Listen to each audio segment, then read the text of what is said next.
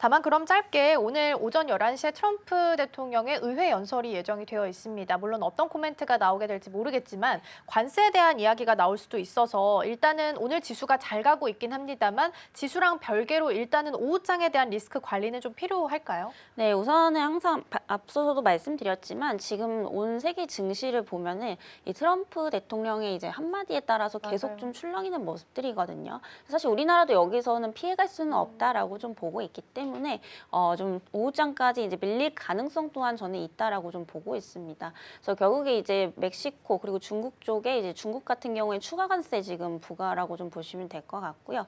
뭐 이런 부분들이 결국에 이제 인플레 우려로 좀 이어질 수밖에 없는 부분들이다라는 점을 감안해 본다면 우리가 금리 인하에 대한 기대 가치가 좀 더 낮아지는 거거든요. 그래서 이런 부분들이 이제 시장에 한 번 더 변동성을 좀 줄 수 있다라는 점에서 오후장에 한번 흔들릴 수는 있을 것 같습니다. 그래서 이런 부분들로 인해서 만약에 하락이 나온다라고 하면 그때부터 조금 기회로 좀 삼아보시면 좋을 것 같고요. 결국에 이제 관세다 뭐다 얘기는 계속 나오지만 그럼에도 불구하고 상승하는 종목들은 항상 있다라는 겁니다. 그렇죠. 그래서 제가 계속해서 말씀을 드렸던 게 이제 관세 무풍지대, 뭐 관세로 인해서 이제 전 세계 증시가 흔들린다라고 한다면 거기서 그럼 영향을 좀 제한적으로 받을 수 있는 업종들을 보셔라라고 말씀을 좀 드렸고요.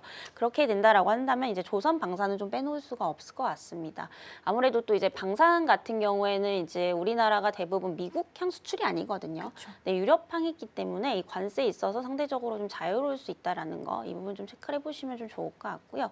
그리고 뭐 콘텐츠나 엔터 이것도 계속 말씀드리지만 네, 관세를 매길 수가 없는 이제 무형자산이기 때문에 그렇죠. 이쪽 역시도 이제 계속해서 좀 관심을 두셔야 될 필요가 있겠다라는 말씀 드리면서 또 화장품 쪽도 최근에 이제 흐름이 굉장히 좀 좋습니다.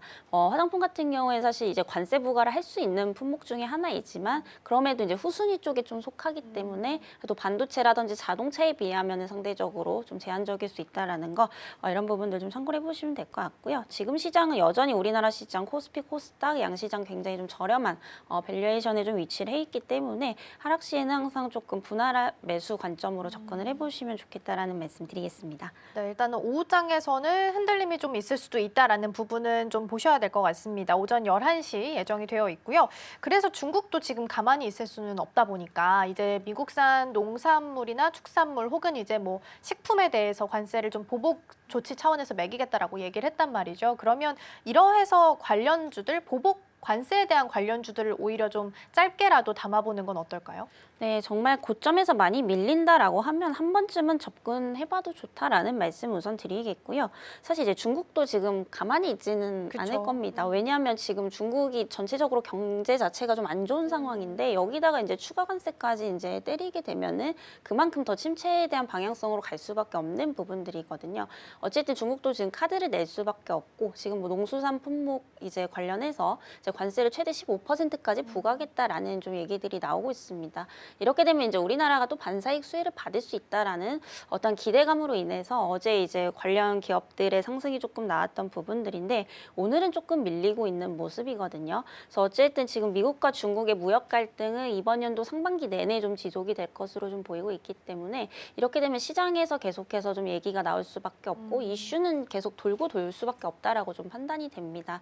다만 이제 이런 이제 관점에서 본다면 사실 좀 테마성이 강하기 때문에 길게 볼 종목들은 좀 아니다라는 거죠. 어쨌든 이 관세 이슈로 인해서 뭐 반사의 기대감이 있지 않을까라는 어떤 관점에서 보셔야지 이걸 가지고 뭐 실질적으로 우리나라 식품 기업들이 뭐 엄청난 성장을 한다라든지 이런 부분들은 조금 아니기 때문에 이런 좀 센티 관점에서 접근하셔야 될 것 같고요. 오늘 이제 관련주들 보면 어제 이제 상승 피로도 때문인지 조금씩 조정이 나오고 있는 상황이지만 지금 가격보다도 조금 더 내려왔을 때 진짜 많이 올라간 건 어제 뭐 20% 이상도 좀 급등이 나왔던 부분들이거든요. 그래서 한 마이너스 10% 이상 고점 대비 하락을 했을 때 그때부터는 한번 좀 접근을 해보셔도 좋을 것 같고요. 항상 말씀드리지만 이런 이제 테마성 종목들 같은 경우에는 결국에 이제 재료가 소멸이 되면 그만큼 이제 주가도 장기적으로 하락을 할 수밖에 없는 부분들이기 때문에 항상 이제 손절가와 목표가를 좀 정해두시고 진입을 하시는 게 맞겠다라는 말씀 드리면서 여기서의 대장은 아무래도 좀 신송홀딩스가 되지 않을까라는 말씀까지 좀 드려보도록 하겠습니다.